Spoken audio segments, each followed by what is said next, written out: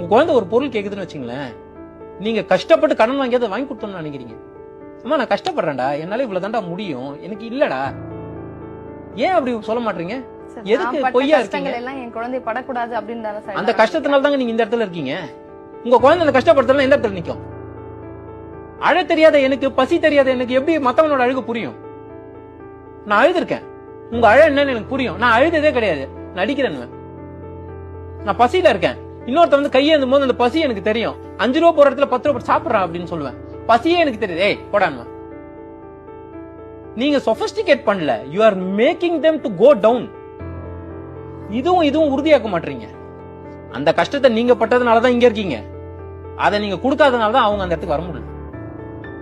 அதனால பணம் தேவை, நிச்சயமா ஒரு மனிதனுக்கு இந்த வாழ்க்கையில பணம் தேவை. ஆனா பணம் மட்டுமே தேவைன்னு நினைச்சா, இல்ல பணம் தான் தேவைன்னு நினைச்சானா அவனால நிம்மதியா வாழ